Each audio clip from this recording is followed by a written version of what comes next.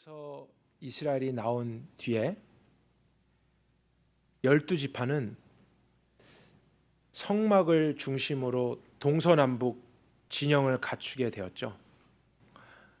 하나님이 앉고 싶은데, 텐트 치고 싶은데 아무데나 쳐라 이렇게 안 하셨습니다.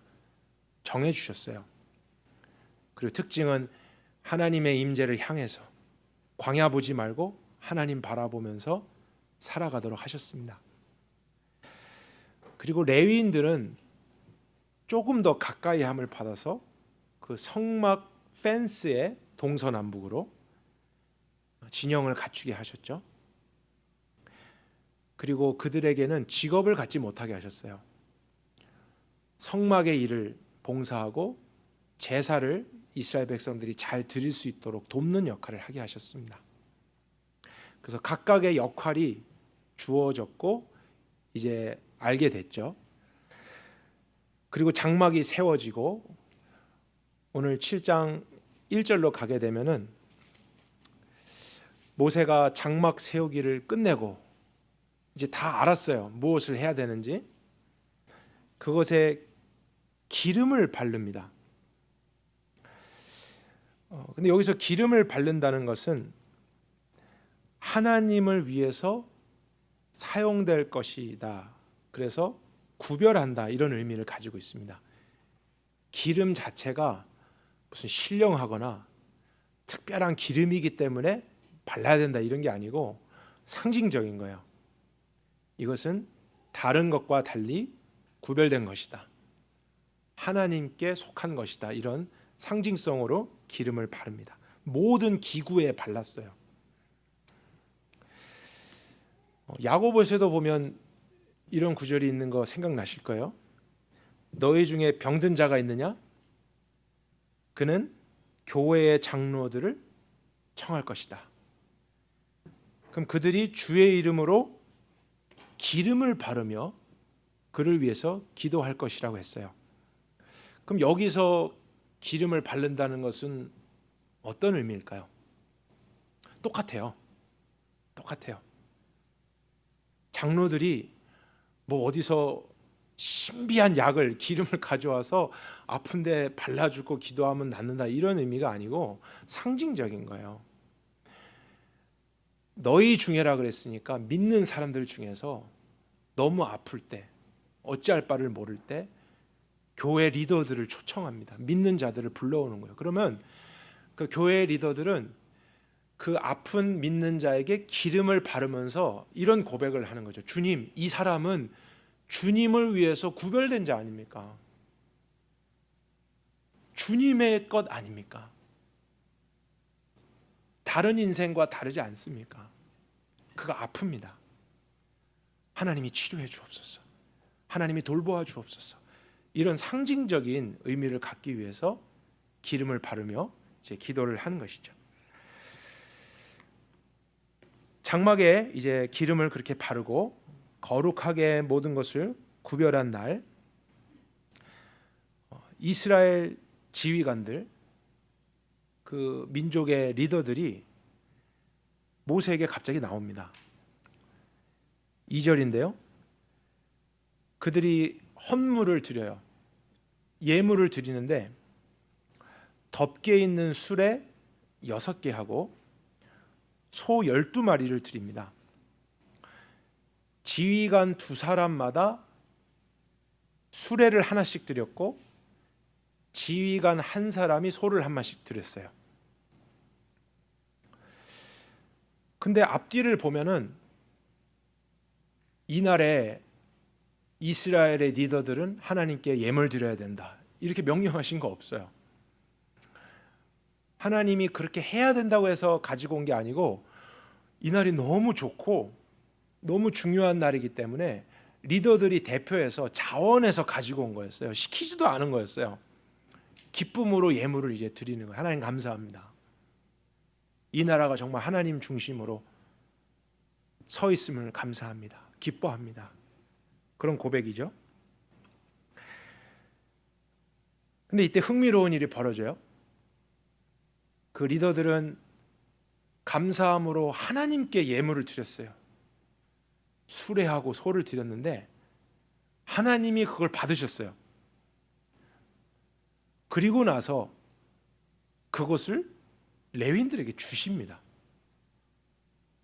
하나님이 받으시고 그것이 필요한 레위인들에게 다시 나눠주세요. 또 퀴즈 나갑니다.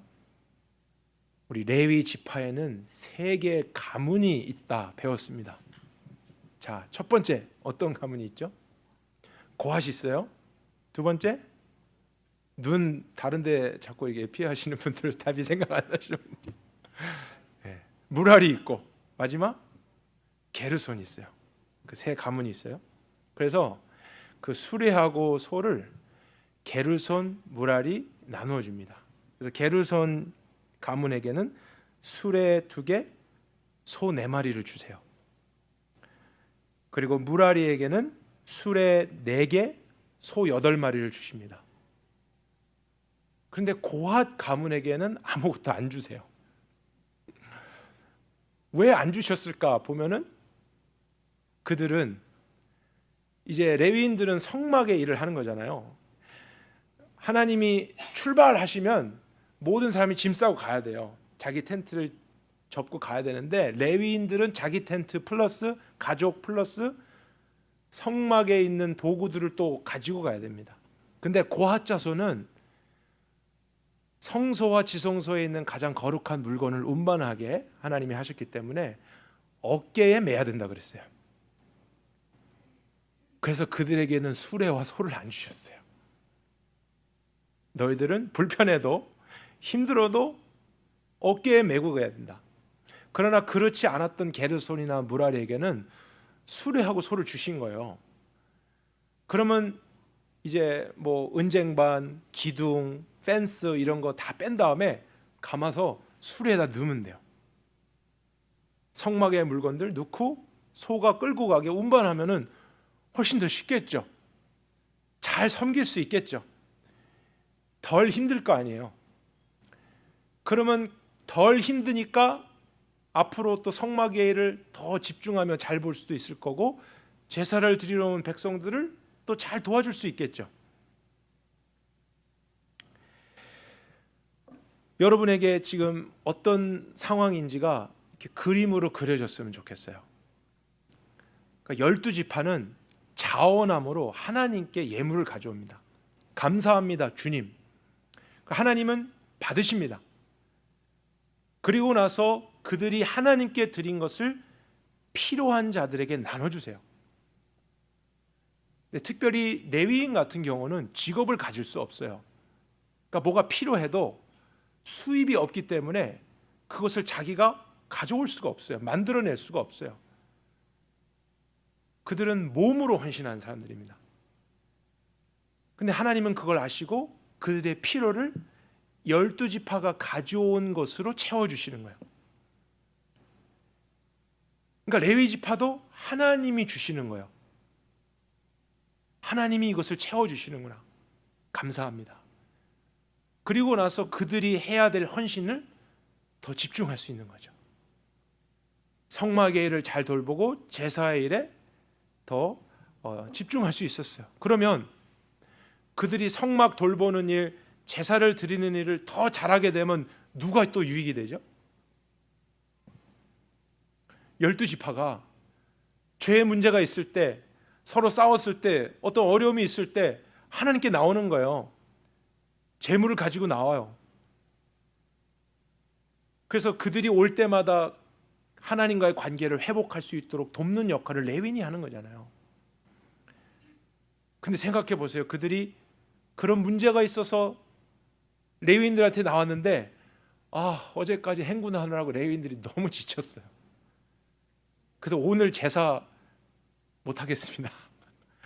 오늘 그거 못 도와드리겠습니다. 그러면 12지파는 하나님과의 관계를 회복할 수가 없는 거예요. 삶을 바르게 살아가는 것에서 문제가 생기는 거예요. 그러나 하나님이 레위인들에게 12지파를 통해서 공급해 주신 것으로 그들이 또 제사와 성막의 일을 효과적으로 하니까 그것이 또 레위인 이 12지파에게 유익이 되는 거예요. 언제든지 문제가 있을 때 도움을 받을 수 있고, 하나님을 중심으로 지금 어떠한 그림이 그려져야 되냐면 순환이라는 그림이 그려져야 돼요. circulation이에요. 하나님을 통해서 서로가 연결되고 서로가 서로의 필요를 채워주는 이런 일들이 일어나고 있는 거예요. 12지파는 직업을 가지고 생활의 소산이나 물질로 하나님을 예배합니다. 섬깁니다. 감사함으로 가지고 옵니다. 11조를 드립니다. 근데 레위인들은 직업이 없기 때문에 그런 것을 드릴 수 없어요. 드리고 싶어도 드릴 수가 없어요. 그러나 몸으로, 시간으로 하나님이 맡기시는 일을 헌신합니다. 각자가 하나님 중심으로 하나님을 위해서 하나님이 맡기신 일을 하는 거예요. 여러분, 직업을 가지고 일하는 것이라고 해서, 돈을 버는 것이라고 해서 하나님을 위하지 않는다는 생각은 성경적이 아니에요. 하나님이 여러분에게 맡겨주신, 하게 하신 일일 수 있다는 거예요. 그것이 어떤 직업이지 우리가 잘 몰라서 찾아가는 과정도 있겠지만 꼭 교회와 관련된 일을 하는 것만이 거룩한 일이 아니라는 거예요. 그건 성경적인 거룩의 개념이 아닙니다. 종교적인 거룩이에요. 하지만 하나님이 말씀하신 거룩은 그 직업을 가지고 세상 가운데 있지만 같은 직업을 가지고 있는 사람과 다른 가치관으로 사는 거죠. 다른 목적을 가지고 그 일을 하는 거예요. 그 구별됨이 있고, 또 레위 지파는 직업을 갖지 않은 채 하나님께서 몸과 시간으로 헌신할 수 있게 하신 것, 모두 다 하나님을 위한 일이고 거룩한 일이에요. 그러나 하나님 안에서 그들은 서로의 필요를 채워주고 서로를 위하는 삶을 살게 하십니다. 영적인 것이 육적인 필요를 채워주고 육적인 것이 영적인 필요를 채워주게 돼요. 이게 나누어지지 않아요. 수레와 소, 나중에 금과 은도 가지고 오게 되는데요, 육적인 거잖아요. 근데 하나님은 그것을 통해서 제사의 일과 성막의 일을 돌보는 데 사용하게 하시면서 결국에는 이스라엘 백성의 죄의 문제와 하나님과의 관계의 문제와 살아가는 그런 영적인 문제를 도와주도록 사용하게 하십니다. 그러니까 육적인 것이 영적인 것을 채울 수 있고 영적인 것이 육적인 것을 채워줄 수 있고, 이분화된 것이 아니고 조화를 이루고 있고, 각각의 부르심과 역할은 다르지만 하나님 안에서 서로 연결돼서 필요를 채워주게 돼요. 순환이 이루어져요. 성경은 이것이 하나님 중심의 하나님 나라의 모습이라고 이야기하는 것입니다. 이스라엘이 애굽에 있을 때는 이런 것을 경험하지 못했어요. 똑같은 이스라엘이요. 근데 애굽에 있을 때는 어떻게 살았는지 한번 생각해 볼까요? 거기는 바로 왕이 있었어요. 애굽에 법이 있었어요. 다른 신들, 우상들을 많이 섬겼어요. 그래서 이스라엘 백성들도 함께 모이기도 어렵고, 또 필요가 있으면 그냥 각자가 열심히 살아야 되는 거예요. 나를 위해서, 나의 가족을 위해서 내가 더 열심히 살고, 문제가 있으면 내가 해결하고, 그러니까 다 각각으로 나뉘어져 있어요. 개인주의예요. 그래서 누구는 이미 충분한데 더 많이 갖게 되고, 누구는 못 가실 때도 있어요. 그래서 너무 어려울 때가 있어요. 그러나 서로 나누어져 있기 때문에 순환이 되지 않아요. 분리되어 있어요. 불평등한 일이 생겨요. 철저히 이분화되어 있어요. 주중의 삶은 그냥 일하는 거예요. 먹는 거예요. 마시는 거예요. 혹시 애굽에서 그들이 하나님 찾았다면 뭐 안식일 날, 가족끼리 좀 모여서 하나님 찾았을지 몰라요. 그러나 남은 날 동안에는 하나님 없어요.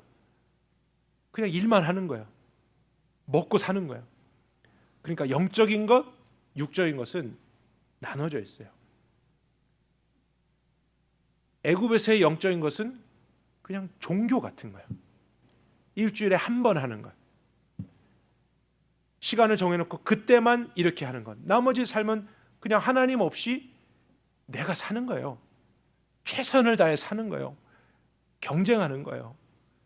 더 많이 가지려고 하는 거예요. 왜냐하면 그래야 잘 사니까요. 이게 애굽이었다면 하나님이 애굽에서 건져내신 이스라엘 백성에게 제일 먼저 하신 일은 그들의 삶의 원리를 바꾸시는 거예요. 하나님의 지혜로 이러한 진영을 갖추고 각각 역할을 분담해서 영적인 것, 육적인 것이 분리되지 않는 거예요. 주중의 삶이나 주말이 분리되지 않아요. 왜냐하면 1년 365일 뭘 중심으로 살아요? 하나님 중심으로 사는 거예요. 하나님 바라보면서 농사 짓는 거예요. 하나님 오늘도 거기 계셔? 계시네. 얘들아 밥 먹자. 엄마는 식사 준비하는 거예요. 그게 주중의 삶인 거예요. 그냥 뭐 교회에 가야만, 뭐 예배 순서에 따라야만 하나님 이름 부르는 이런 삶이 아니에요. 하나님 중심으로 내가 육적인 것이든 영적인 것이든 그것을 일관되게 살아가는 삶이에요. 그리고 서로 직업도 다르고 하나님이 맡겨주신 것이 다른데 모두 다 하나님을 위했어요. 하나님 중심으로 살았는데 하나님은 그것을 적절하게 배분해 주시는 거예요. 나누게 하시는 거예요. 그 사람에게 주신 이것이 이 사람의 필요를 채우게 하시고 이 사람에게 있는 시간과 에너지가 다른 사람의 그러한 영적인 문제를 또 해결할 수 있도록 도와주시고, 그래서 그것을 도움받아서 그가 맡아서 해야 되는 육적인 일들을 또 감당하게 하시고 하면서 막히지 않고 분리되지 않고 개인주의가 아니라 연합되게 하시고 조화를 이루게 하시고 함께 순환되게 하는 삶. 하나님은 광야에서 그것을 보여주신 거예요. 그럴 때 부족함이 없는 거예요. 그럴 때 시기 질투가 안 생기는 거예요. 경쟁이 아닌 거예요. 하나님이 나에게 이렇게 주신 것은 하나님의 어떤 뜻이 있어. 나는 모르고 하나님 감사합니다 드렸을 때 하나님은 그것을 그분의 뜻대로 사용하시는 거예요. 필요한 자들에게 흘러가게 하시고 적절하게 나누게 하시고, 근데 그것을 받는 사람도 하나님이 주셨구나. 더 하나님 중심으로 살아야지. 하나님 감사해요. 그렇게 살아갈 수 있는 삶이 하나님 나라의 삶이라고요. 그래서 하나님은 애굽에서 나온 다음에 가나안으로 바로 그들을 데리고 가지 않으시고 광야에서 하나님 중심의 전혀 다른 삶을 살게 하세요. 이게 훈련이에요. 훈련. 처음부터 안 되는 거예요. 그리고 이제 우리 11장 이후에 가면은 계속 놀랍니다. 이렇게까지 뭐 했는데 계속 또 실패해요. 그러니까 하나님은 이런 백성들을 그냥 애굽에서 건져내서 힘들었지, 노예였지, 내가 구원해 줄게. 그래서 가나안에 그냥 데리고 가가 버리시면 거기에서 집 짓고 농사 지으면서 좋다, 이렇게 잘 살 수 있을 것 같지만 그렇지 않다는 거예요. 가나안에 가도 마찬가지라는 거예요. 거기도 개인주의, 자기 중심적으로 이기적이고 나누지 않고 경쟁하고 욕심 생기고 우월감, 또 열등감, 이 안에서 행복은 없어요. 그러한 삶을 그들은 장소가 바뀐다고 변하는 게 아니잖아요. 그리고 여러분도 알듯이 물 같은 것도 흐르는 물은 스스로 정화하는 작용을 합니다. 그렇죠? 깨끗하잖아요. 흘러갈 때. 그리고 다른 것들도 정화시켜 갑니다. 그게 순환되는 것의 힘이에요. 하지만 물도 한 곳에 고여 있으면 어떻게 되죠? 썩는 거예요. 참 신기하죠. 하나님이 그렇게 만드셨어요. 우리에게 주신 건 무엇이든지 고여 있고 나만을 위해 가지고 있으면요, 처음엔 좋을 것 같잖아요. 많으니까. 돈만 쌓아둔다고 부패하는 게 아니에요. 영적인 은사도 쌓아두면 부패해요. 나 혼자 기도 많이 한다고요? 그러나 하나님이 왜 그런 은사를 주셨겠어요? 다른 사람을 위해서 기도하게 하시는 거죠. 그 순환이 되어 때 나도 깨끗해지고 다른 사람을 정화시켜요. 그러나 영적인 거든 육적인 거든 고여 있으면, 흘러가지 않으면 반드시 문제가 생기는 거예요. 그러니까 하나님의 이루시는 구원은 지리적인 이동이 아니라는 거죠. 애굽에서 가나안으로, 노예 신분에서 자유자로, 이게 하나님이 계획하신 구원이 아니에요. 세상의 가치관에서 하나님 중심의 하나님의 나라로, 죽은 후가 아니고 오늘 여기에서, 내가 있는 모든 곳에서 그 가치관으로 살게 되는 것이 구원입니다. 저와 여러분에게도 마찬가지가 아니겠습니까? 이거 제가 지금 만들어내는 게 아니잖아요. 성경이 계속 강조하는 거예요. 구원은 죽은 다음에 그냥 천국 가는 게 아니라는 거예요. 불교에 있다가 기독교 옮겨지는 게 구원 아니라는 거예요. 그냥 올 수도 있어요. 그러나 하나님이 계획하신 구원은 그 사람이, 우리 모두가 태어나면서 가지고 있었던 자기중심적인 가치관, 그 세상적인 가치관에 갇혀서 썩고 부패하고 죽을 수밖에 없어요. 그러나 그것이 하나님 중심이 돼서 하나님의 것, 하나님의 나라가 돼서 나를 그분께 드렸을 때, 자원해서 드렸을 때, 나로 인해서 하나님은 다른 사람을 또 살게 하시고 그 기쁨을 알게 하시고 순환되게 하셔서 광야 안에 있어도 천국을 경험하게 하시는 것이 하나님의 구원이라는 거예요.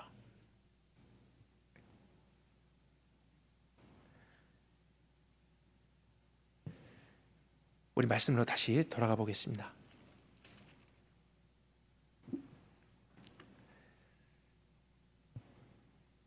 이스라엘 리더들이 하나님께 자원하면서 예물을 드렸고 레위인들이 그것을 이제 사용하면서 서로에게 도움이 되는 장면을 보았습니다. 근데 12절을 가게 되면은 리더들만이 아니고 12지파 전체가 하나님께 예물을 드리는 장면이 나와요. 이것도 시킨 게 아니에요. 리더 했지, 그 다음 니네 차례다, 하나님이 명령하신 게 아니에요. 자원함으로 갑자기 온 지파가 다 나와서 예물을 드리게 됩니다. 근데 12지파가 한꺼번에 올 수 있잖아요. 그리고 어느 한날에 자, 우리 다 같이 예배 드립시다, 예물 드립시다, 이렇게 할 수 있잖아요. 근데 그렇게 하지 않고 유다 지파부터 하루에 한 지파씩 하나님께 나아가요. 왜 유다 지파 먼저 그렇게 했을까? 우리가 앞의 내용을 생각해 보면 하나님의 구름 기둥이 이동할 때 이제 제일 먼저 선두에 서는 지파가 유다 지파야. 동쪽에 있었던 리드 지파. 그래서 그 유다 지파부터 해서 순서대로 따라가야 되는데, 근데 유다 지파가 먼저 예물을 드려요. 예물을 얼만큼 드려야 된다라는 기준도 없었어요. 그냥 유다 지파가 자원해서 예물을 드립니다. 그래서 12일 동안 예물을 드리게 되는데 어떤 내용인지 우리 빠르게 한번 보도록 하죠. 12절, 첫째 날에 헌물을 드린 자는 유다 지파다. 암미나답의 아들 나손이 이제 대표해서 드립니다.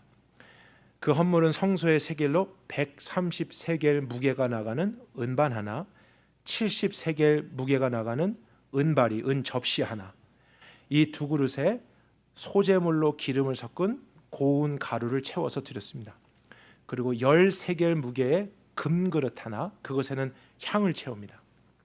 그리고 번제물로 수송아리 하나, 수장 한 마리, 1년 된 어린 수장 한 마리, 속죄제물로 수점소 한 마리, 화목제물로 소 2마리, 수장 5마리, 수점소 5마리, 1년 된 어린 수양 5마리. 첫째 날 유다 지파가 하나님 앞에 개별적으로 나와서 헌물을 드렸어요.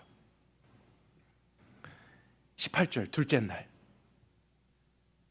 이사갈 지파가 나옵니다. 그 지휘관 수알의 아들 느다넬이 대표로 헌물을 드립니다. 그가 드린 헌물도 성소의 세겔로 130세겔 무게의 은반 하나, 70세겔 무게의 은접시 하나, 이 두 그릇에 소재물로 기름 섞은 고운 가루를 채웁니다. 10세겔 무게의 금그릇 하나, 그것은 향을 채웁니다. 번제물로 수송아리 한 마리, 수장 한 마리, 1년 된 어린 수장 한 마리, 속죄제물 수점소 한 마리, 화목제물로 소 2마리, 수장 5마리, 수점소 5마리, 1년 된 어린 수장 5마리, 이것을 둘째 날 드렸습니다. 셋째 날 24절부터 어떤 지파죠? 스불론 지파. 또 읽을까요? Same thing? 오케이. 그럼 30절 르우벤 지파 넷째 날, 36절 시므온 지파 다섯째 날, 42절 갓 지파가 여섯째 날, 48절부터 에브라임 지파가 일곱째 날, 54절부터 므낫세 지파가 여덟째 날, 60절부터 베냐민 지파가 아홉째 날, 66절부터 단 지파가 열째 날, 72절부터 아셀 지파가 열한째 날, 78절부터 납달리 지파가 12째 날 예물을 드립니다.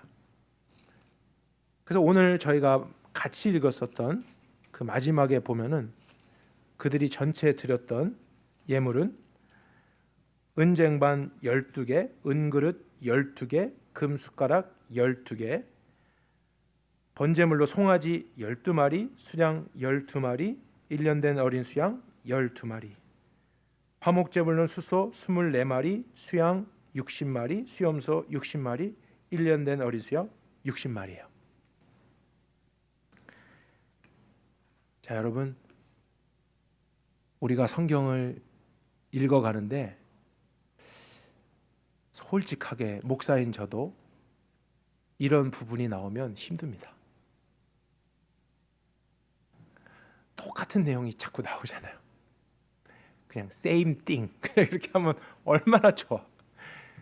12지파가 드렸더라. 한 줄로만 쓸 수도 있어요. 그렇잖아요.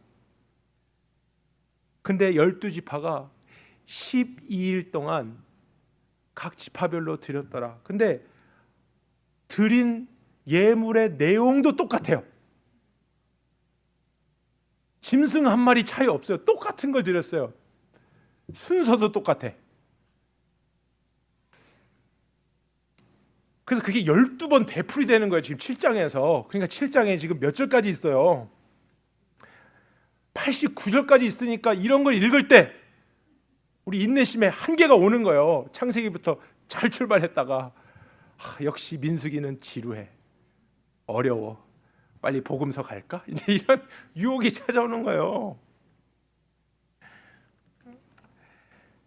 그러나 그렇게 간단하게 한 줄로 똑같은 거 들었더라, 하나님이 기록하실 수도 있었지만 왜 이렇게 기록하게 하셨을까? 이유를 생각해 보자고요.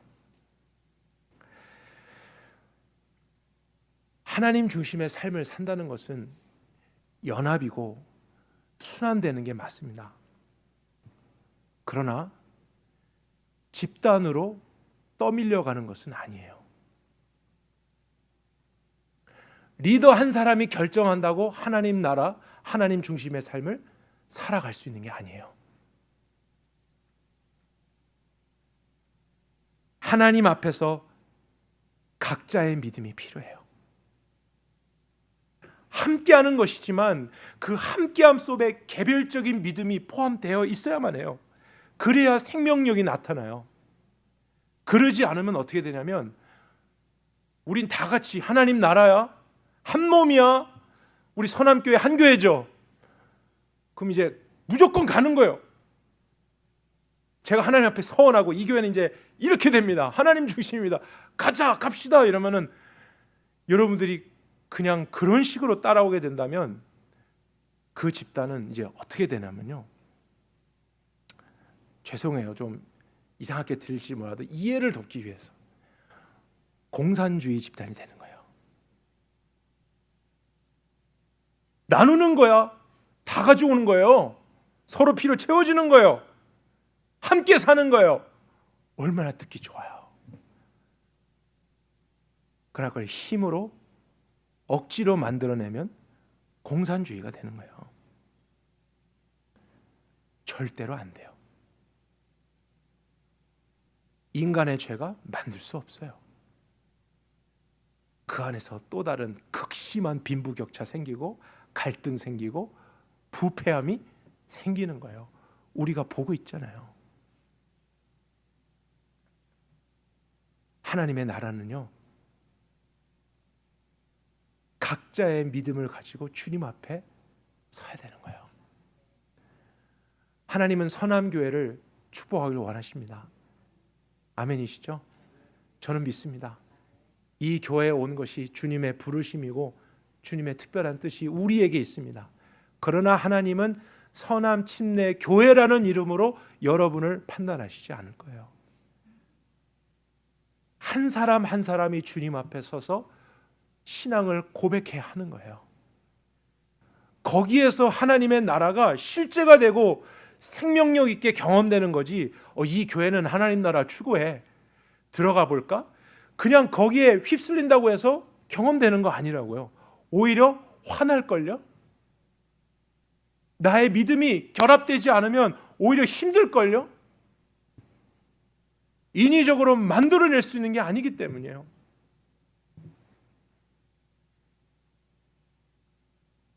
그래서 이 12지파가 얼마나 진지했을지를 생각해 보자고요. 매일 다음 이제 우리 지파야, 준비하자. 이제 유다 지파 끝나고 다음 지파에서 예물들 다 준비했지? 내일이야. 이제 그들의 이름으로 하나님 앞에 서는 거죠. 나의 신앙을 주님 앞에 고백하는 거예요. 우리도 주님을 사랑합니다. 우리도 주님을 신뢰해요. 숫자가 많은 지파도 있고요, 적은 지파도 있어요. 유다 지파 같은 경우 인구 조사할 때 보면은 7만 명 정도 됐어요. 근데 므낫세 같은 지파는 한 3만 명 정도 됩니다. 그러면 2배 차이가 나잖아요. 숫자가 많은 지파는 더 많은 예물 드리고, 적은 지파는 우리 안 되겠는데요, 적은 예물 드리고, 이러지 않았어요. 동일한 예물을 드렸어요. 그 말은 우리가 주님께 향한 사랑과 마음도 동일하다는 표현이잖아요. 근데 그 예물의 양을 우리가 아니까 자세히 보면은 그렇게 부담스럽고 힘든 건 아니에요. 아까 리더들은 리더 한 사람이 소 한 마리씩 드렸어요. 근데 지금 7만 명이 뭐 수소 한 마리, 염소 한 마리 이렇게 가져왔거든요. 그러니까 아주 막 힘들고 어려운 정도의 양의 예물을 드린 건 아닙니다. 그러니까 하나님은 각 지파가 얼만큼 예물을 드리는가, 많이 드린 지파는 더 축복해주고 적게 드린 자는 적게 축복해주고, 이걸 하시려는 게 아니에요. 그들이 어떠한 형편과 상황이 있든지 하나님 중심으로 살아가는 삶에 대한 자신의 믿음이 있는가요? 동일하게 고백하겠는가? 그분께 대한 사랑과 신뢰를 동일하게 말하겠는가요? 한 지파씩 나오라는 거예요. 12일 동안 오래 걸려도 상관없다는 거죠. 이게 안 되면 못 가니까요. 억지로 끌고 갈 수 있는 게 아닌 거예요.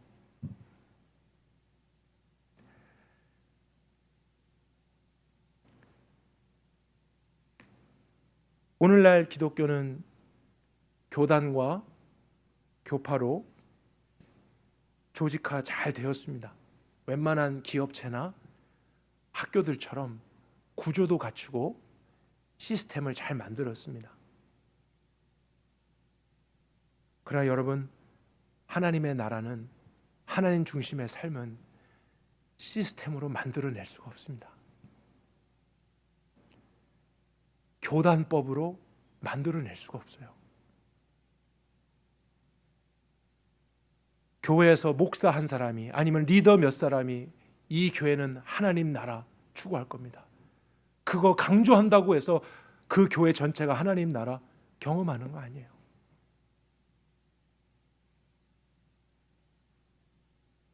우리 안에서 하나님 안에 연합되고 순환되는 역할을 하는 건 맞지만 한 사람 한 사람이 자신의 믿음으로 그것을 옳게 여기고 고백하고 순종하게 될 때, 그러한 사람들이 또 주님 안에서 모여서 연합되고 서로의 필요를 채워주며 함께 하고자 하는 진정한 한 몸이 될 때, 그들이 광야에 있든지 산속에 있든지 애굽에 있든지 어디에 있든지 그들은 하나님의 나라를 실제로 경험하게 될 거예요. 저와 여러분이 이것을 경험할 수 있었으면 좋겠습니다. 남편과 아내가요, 주님 안에서 한 몸이 될지라 하셨어요. 부부가 연합해서 함께 하나님을 섬겨가는 것이 뜻 맞습니다. 그러나 남편의 믿음만으로 그것이 되는 건 아니에요. 남편의 믿음은 남편의 믿음이고 아내의 믿음은 아내의 믿음이에요. 각자가 주님 앞에 그러한 믿음과 신앙을 고백할 수 있어야 돼요. 그래야 함께 연합되는 것이 더 실제가 되는 거예요. 그 12일간의 과정이 필요하다니까. 그게 생략되면 싸우는 거예요. 이렇게 살아야 되는데, 이게 하나님 나라인데, 나의 때 나의 방법으로 이끌어가려고 하면, 하나됨을 자꾸 만들어가려고 하면은 오히려 불화가 생기는 거예요. 집이 공산화돼 가는 거예요. 주여,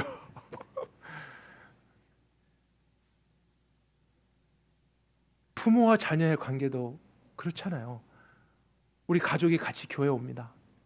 그래서 헌금도 내고 예배도 드리고 일요일 날 지키려고 합니다. 그러나 여러분, 그것이 너무 귀한 것이고 앞으로도 추구해야 될 모습이지만 부모의 믿음은 부모의 믿음이고 자녀의 믿음은 자녀의 믿음이에요. 부모가 잘 믿는다고 해서 아이들이 저절로 하나님의 나라 추구하는 일은 없어요. 그들도 죄가 있기 때문이에요. 그들도 나를 위해서 나 중심적으로 살고 싶어하는 죄가 뿌리 깊게 있기 때문에 나처럼 복음을 듣고 주님을 만나야 돼요. 은혜가 필요해요. 도움을 받아야 되는 거잖아요. 우리도 그랬잖아요. 자녀들에게 그 12일의 기간이 필요하다고요. 각자가 하나님 앞에 스스로 자원해서 나오는 그 기간을 우린 기다려줘야 돼요. 그것을 도와줘야 돼요. 그게 생략되면 가정에 불안이 생기는 거예요. 하나님 때문에, 교회 때문에. 우린 늘 불만족스러운 거예요. 동전의 양면이 다 있어야 그 가치대로 사용할 수 있듯이 우리의 믿음도 함께하는 모습과 개인적으로 하나님 앞에 나아가는 이 모습 두 가지가 다 있을 때에 신앙의 가치를 발휘할 수 있습니다. 그 가치만큼 우리는 경험하게 되는 거예요. 하지만 우리는 항상 한쪽으로 치우치기 쉬운 성향을 가지고 있어요. 여전히 있어요. 그래서 이 세상을 떠나는 그날까지 선줄로 알거든 뭐라고요? 넘어질까 이제 조심해. 왼쪽이냐 오른쪽이냐 이렇게 우리는 교만하면 안 되는 거예요. 늘 조심하고 자기를 성찰하고 살피고.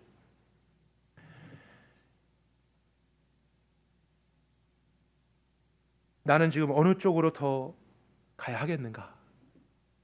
우리 안에서부터 그러한 관심과 노력이 있게 된다면 저는 그것이 여러분이 속한 가정이나 공동체 안에 반드시 좋은 영향을 가져올 거라 믿습니다. 우리가 그럴 때 있잖아요. 교회에 나왔는데 참여하고 같이 있을 때 예배도 하고 교제도 하고 너무 좋아요. 그래서 사람들은 함께해서 잘하니까 좋나 보다 하지만 이 장소를 떠나는 순간부터 하나님과 단절되고 개인적으로 나오지 못하는 상태가 있을 때 있다고요. 그럼 건강하지 않은 거죠. 계속 그 상태에 있으면 외식주의에 빠져요. 사람들 있을 때만 자꾸 나를 포장하는 거예요. 종교적이 돼가는 거예요. 안 되죠.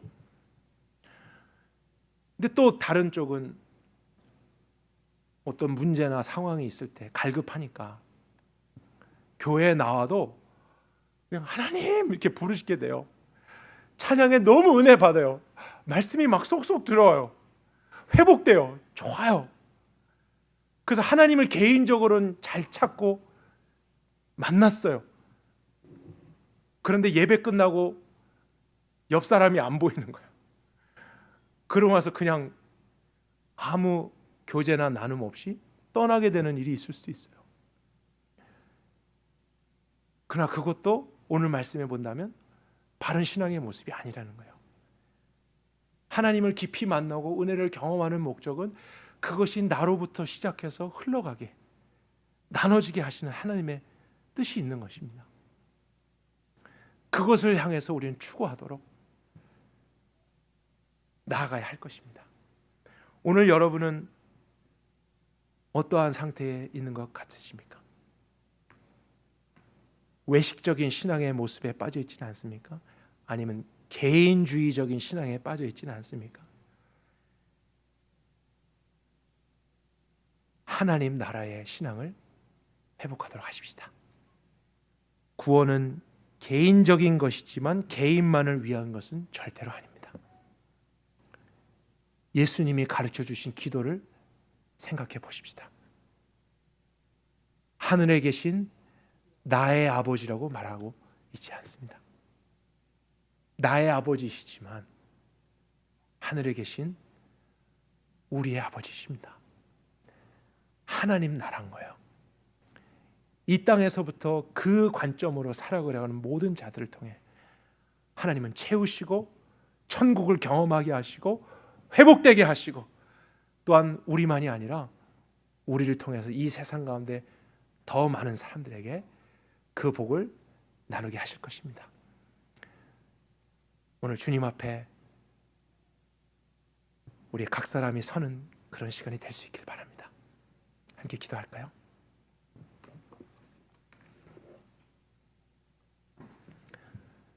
살아계신 하나님, 오늘도 우리 가운데서 말씀하셔서 감사합니다. 이제 이 말씀이 우리의 심령 속에 깊이 내려가서 자라나게 해주십시오. 그 생명의 말씀이 나를 움직이게 도와주십시오. 내 안에 깊은 곳까지 빛을 비추게 해주십시오. 혹시 꼭꼭 잠겨있던 문이 있더라면 그것을 열어주십시오. 그리고 그곳이 정돈되지 않았다면 정돈되게 하시고 나의 전인격이 주의 말씀의 생명 안에 풍성하여져서 한 번뿐인 인생을 나 중심으로 나를 위해서 살다가 부패하고 썩어지는 인생 되지 않게 하여 주시고 하나님께 드려져서 하나님이 사용하시는 대로 그러나 오히려 주는 것이 받는 것보다 복되다였던 주의 말씀을 날마다 경험하며 감사하고 기쁘고 풍랑 중에서도 평안하고 광야를 걷지만 천국 같고 이런 놀라운 삶, 신비로운 삶이 함께하는 삶 속에서 누려지게 도와주옵소서. 이 서남침례교회가 그런 하나님의 나라를 추구하길 원합니다. 그러나 몇 사람의 고백으로 프로그램으로가 아니라 우리 각자가 주님 앞에 그 신앙을 가짐으로써 주님 안에 더 온전한 연합이 이루어질 수 있길 바랍니다. 믿음이 부족한 자에게 믿음을 주시고 치유가 필요한 자에게는 치유를 주시고 회복이 필요한 자는 회복을 주옵소서. 오늘도 그 구원을 우리 모두에게 이루실 하나님 한 분을 의지하며 예수 그리스도의 이름으로 기도했습니다.